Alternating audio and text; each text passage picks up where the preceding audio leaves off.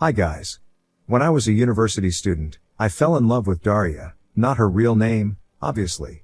She was the little sister of my best friend, so I considered her off limits, but my crush on her persisted and grew. She's one of those beautiful, brilliant people who is alive and breathing to make the world a better place. How could I not be drawn to that? One day, she told me she had feelings for me. And to my relief, my best friend didn't have a problem with me dating his sister, either. So for 2 wonderful years, Daria was my girlfriend. I should have asked her to marry me. I don't know why I didn't. I suppose I thought I had all the time in the world. We were young and there was no need to rush things. We lived in a country that isn't exactly democratic, and we were political activists. I ended up getting arrested and going to prison for 9 years. Please don't think I'm some kind of monster for this. I don't want to go into detail in case it makes me identifiable somehow, but we didn't hurt anyone or do anything immoral. What we did is not even illegal in the country where I currently live, and our beliefs were far from extremist. I haven't seen or spoken to Daria since the day I got arrested. My best friend died shortly after, and Daria left the country, partly due to the possibility that she'd be arrested too. There wasn't any way for her to contact me while I was in prison, though apparently she contacted my dad a few times in the beginning. Things got even worse in our country while I was incarcerated, so my dad and I emigrated when I was released. We've been living in Western Europe ever since, and life is pretty okay. I live with my dad, and I have a steady, if shitty, job. Months ago, I found Daria online. She lives in a neighboring country, 7 hours away by rail. She doesn't use social media too much, but from what I've seen there's no evidence of a partner or kids. And even if she's married, I'd be content just to be her friend, as I was for the first years we knew each other. Part of me desperately wants to reach out to her, and my dad has been encouraging me to do so, but I feel like it'd be too selfish. The circumstances of her brother's death were very traumatic for her, and I'm afraid that I'm just a living reminder of all the bad things that happened to us. And if she does have a partner, would my contacting her offend him and trouble their relationship? I don't want to cause her any more sadness. Time stood still for me while I was in prison, but I know it didn't for her or anyone else. She's done so well for herself, she's built a whole life, and I don't want to derail that life just because I feel entitled to a place in it. She might not even remember me at all. And even if she did invite me back into her life, I'd be nothing but a burden now, owing to my wrecked mental health. We've been apart twice as long as I knew her.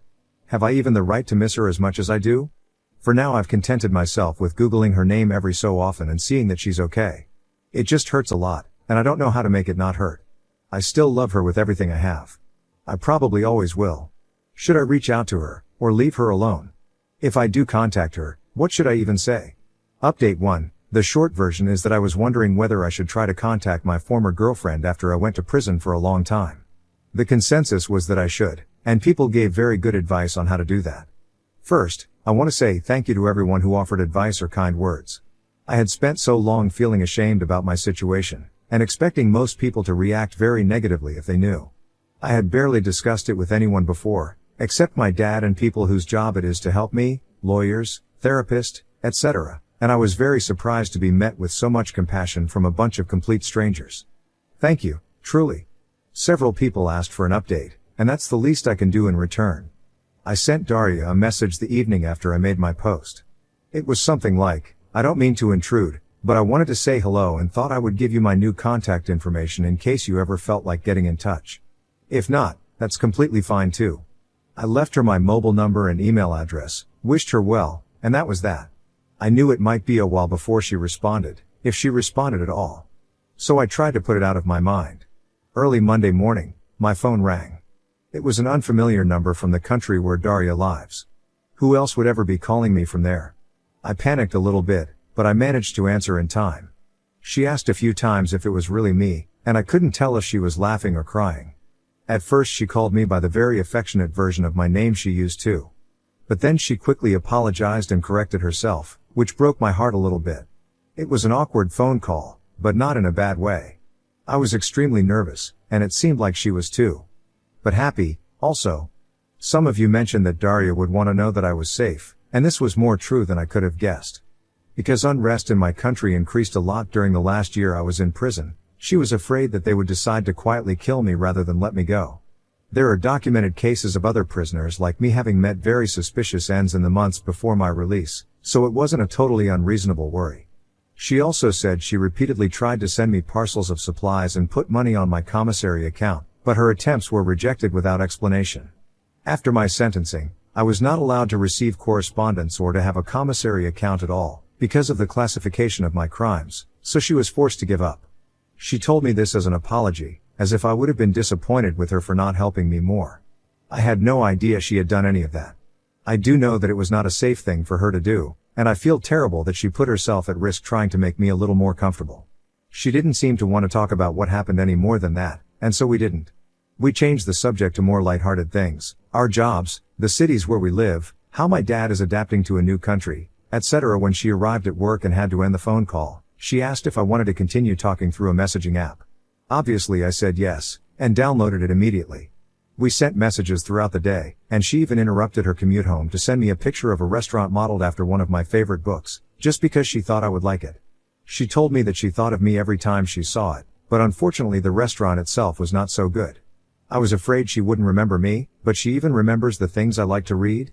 She remembers a lot of little things, even stuff I forgot. We have been sending messages back and forth ever since, and talking on the phone after I finish work at night, until she gets too sleepy. Sometimes it feels like I'm 24 and she's texting me from a few blocks away, as if the next thing she might ask is what's for dinner. Other times it seems like we're trying to will dead versions of ourselves back to life in order to avoid acknowledging what we've lost. She seems a lot more timid than she used to, more passive, which I suppose makes sense.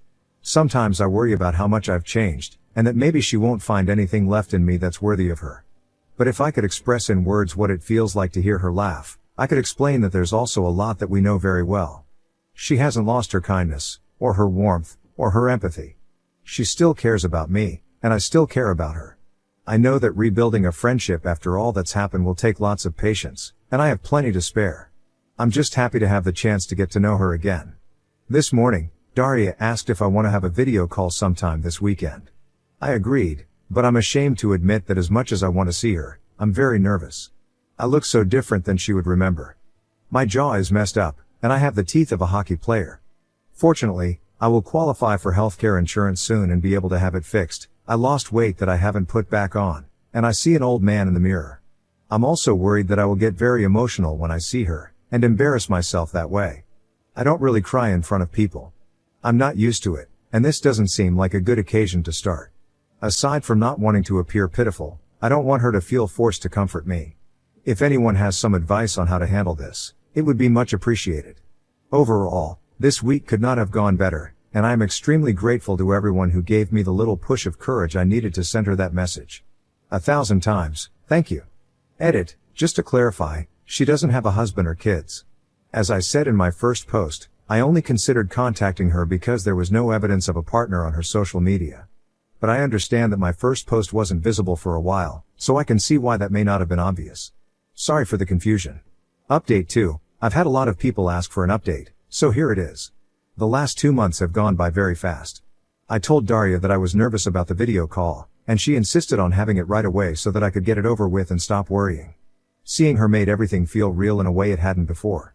She still looks like herself, or even more beautiful, different only in the sense that she is fully an adult now. The place she lives is very different from our home country, with a distinct culture to which she has assimilated. That she had time to adapt and feel completely at home in this place broke the illusion that no time had passed. In hindsight, that was probably the real reason I had been so nervous, because I could no longer occasionally forget myself and pretend that nothing had changed. The hardest part was not being able to reach through the screen and put my arms around her. Sitting there and watching someone you love cry, from a distance, is not easy. I barely noticed that I was crying too. She didn't seem surprised at my appearance, but she did eventually look me over and ask if the food was shit where I lived. I explained about my jaw, and that I'm getting it fixed. Less dental work is required than I thought, but I need a surgery. Her response was to ask for my address and order groceries to be delivered, including a lot of soft snacks that are easy to eat, and these meal substitution drinks that are actually tasty. She sent them every week since, even though I tell her it's not necessary. When I wanted to pay her back, she laughed at me and said she owed me a lot of food, because I had kept her from starving to death in university. I loved being able to cook for her, and I suppose it makes her just as happy to feed me now. We talk every day, and have made video calls a regular habit. It does me so much good just to see her face, and the awkwardness is mostly gone now. It's easy to talk to her. Last night, She brought her computer into the kitchen and talked to me while doing the washing up. It's amazing how mundane things like that can make me feel normal, and at home, in ways I forgot I could. I never thought I'd be that stupidly happy to see someone washing coffee cups. I'm beginning to think that the idea of home as a physical place is a misconception. She likes to send photos, to show me where she lives, what her life is like now. She was curious about how things are the same or different here. I didn't want to admit that I don't have much of a life to share back. Going places just didn't seem worth the effort. She is, though. At first it was very small things. She would send a picture of a pastry she'd bought at a cafe, saying that she thinks her city has better pastries than mine. I would go out and get one so I could send her a photo too. Then it was beer, which city has better parks, interesting architecture, a department store, and so on. I figured out quickly that she was trying to coax me into going out more, but I played along to make her happy. I've seen more of my city in the past month than the entire time I've lived here before. I've been to the art museum, and finally joined my colleagues for a beer. Usually, I go places for short durations at the less crowded times, but I'm still going, which is something. Daria used to be very sociable, so I thought that whatever happened, at least she wouldn't be lonely. I was wrong. There is a lot she could never tell her friends, because they can't relate. They would feel sorry for her and cease to be equals, she says. Our experiences are different, but we are more able to understand each other than other people could. And despite her own burden, she has quietly picked up half the weight from my shoulders without ever being asked to. I am in awe of her, simply for being the kind of person who would. For Women's Day I sent her some orchids, and she was very happy that I remembered her favorite flower. The things I can do to make her smile are so small, and she deserves so much more than I know how to give her. But I would do anything for this woman, and I am learning. There are protests happening where she is, with riot police and tear gas. Whenever this happens, she feels nervous and has difficulty sleeping. Now, at least, I can stay on the phone with her at night so she's not alone. Aside from the anxiety, there is also a sense of nostalgia. She talks about when that was us, making noise in the street. I'm glad she has good memories too, and doesn't have to be alone with them anymore. Finally, the reason I am updating now, she is coming to visit. We were talking last night and I mentioned that a church near me has special windows designed by an artist she loves, and I was thinking about going to see them eventually. She said it would be unfair of me to go without her, so I invited her to come with me. And then somehow it turned from vague future plans to being scheduled for next Saturday. She was going to come for the day, but I told her it was silly to travel so far to stay for such a short time, and suggested she stay the entire weekend. So she will be here from Friday until Sunday. I haven't really had time to be nervous yet, but I'm sure I will. Thank you again to everyone who has given advice or encouragement. It is very much appreciated. Next story. Found out boyfriend was cheating, so I prepared a special birthday surprise. Instead of photos, I projected all his texts with his girlfriend to everyone at his party. Hello everyone. I, 26F, have been dating my boyfriend Matt, 28M, for 2 years. Everything was fine until a few weeks ago when I noticed he'd become super secretive with his phone. Before, he used to leave it out on the table, but recently he's been taking it everywhere, like even to the bathroom, which seemed odd. One night, while we were watching a movie, his phone lit up, and I saw a text from Kelly, a name I'd never heard him mention. It wasn't like a "Hey, how's it going?" message, it was a heart emoji followed by "Can't wait for tomorrow night." My stomach dropped, but I kept my cool and didn't confront him. Instead, I decided to investigate. I didn't have his phone password, but I remembered that Matt had synced his texts to his laptop, which he kept in his office. When he went to bed, I snuck in and opened the laptop. Sure enough, there was a whole conversation with Kelly. Turns out, they'd been going out for a couple of months, and she had no idea he had a girlfriend. He was stringing her along, telling her he was single and even planning a weekend getaway with her soon. I felt disgusted and hurt, but instead of confronting him immediately, I decided to take a different approach. Matt's birthday was coming up, and he'd invited a bunch of his friends to celebrate. They're all super tight, and I've become close to a few of them over the years. I couldn't believe Matt would do this to me, so I figured the best revenge would be exposing him to everyone. I didn't want to just air things out in the heat of the moment, so I waited until the party. After we'd all had a few drinks, I gathered everyone for a birthday toast. I pulled up my phone and projected it to the TV in his living room. Everyone thought I was about to share a cute photo montage or something. Nope. Instead, I started scrolling through the messages between Matt and Kelly, reading them out loud. The room went dead silent. Matt turned pale, then furious, but I kept going. I finished by saying, "And that's why this piece of trash isn't worth anyone's time, including mine. Happy birthday, Matt." His friends were in shock.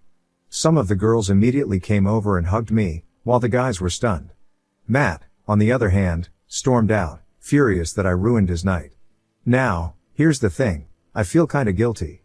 Some of his friends have told me I was savage and should have confronted him privately, while others said he deserved it for cheating. But part of me wonders if I went too far. So, 8th? Edit. I did tell Kelly she doesn't care and she is still with him. If you are wondering what she fully said about it, check the update. I do try and read all the comments, they are hilarious. Thank you all for cheering me up. Update. October 21st, 2024. Hey, guys. Wow, I didn't expect this to blow up like it did. First off, thank you to everyone who commented, messaged, and offered support. I wanted to give you all an update on how things have been since the birthday toast incident. So, after Matt stormed out of the party, I left too and stayed at a friend's place for the night. The next day, I was flooded with messages, some from Matt, most from his friends.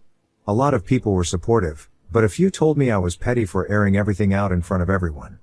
Matt, predictably, was furious and claimed I humiliated him for no reason. He even tried to flip it on me, saying I invaded his privacy by reading his texts, which, sure, I did, but I mean, cheating's a little worse, don't you think? Anyway, I blocked him after a couple of his angry messages, and honestly, I felt a huge weight lift off my shoulders. It wasn't just about exposing him, it was about reclaiming some of the power I felt like I'd lost during the time he was sneaking around. As for his friends, most of them have cut him off completely. One of the girls in our group even texted me saying she had a similar situation with an ex, but never had the guts to confront him, let alone in front of everyone. Apparently, this wasn't Matt's first time being shady, and a few of his friends had suspected he wasn't all that loyal in past relationships but never had proof. Looks like I just confirmed their suspicions in the most dramatic way possible. Kelly, the girl he was cheating with, I reached out to and she told me she still loved him and told me to completely cut things off with him so they can be together. She said obviously I wasn't enough for him, which hurt, but they deserve each other. It's been hard, but I feel like I did the right thing. Sometimes you just have to burn bridges with people who don't deserve to be in your life, and Matt definitely falls into that category. Do I feel guilty? A little, but not enough to regret what I did. Cheating is never okay, and I wasn't going to let him get away with it. Plus, exposing him in front of his friends was probably the only way to really make it hit home for him that actions have consequences. So, in case anyone's wondering, no, I'm not getting back with Matt. I did get a STD check waiting for results for people that were worried. Thanks again to everyone who shared their thoughts and gave me the courage to keep my head held high through all of this. This week has been quite hard. Just a quick update, he has already ended things with her. He reached out to me earlier and expressed his regrets about the situation. He said that he's really sorry and wants to reconcile and get back together with me. It is disgusting. Additional information from OOP, the birthday thing happened last weekend, the rest happened this week as said in the last paragraph.